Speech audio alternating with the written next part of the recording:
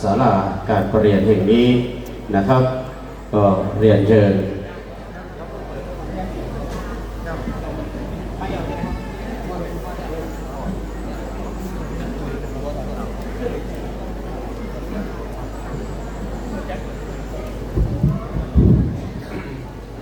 ต่อไปทำพิธีเบิกเนตรนิมนต์พระสงฆ์เจริญโตนะเจริญโตเจริญมงคล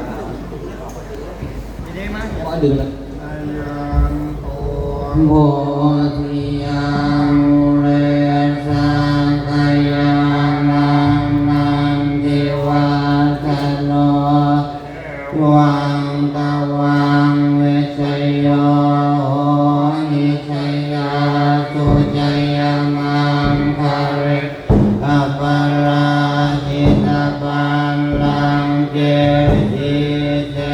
ปัตวิปุปะเรอภิเศเยสังฆบุญ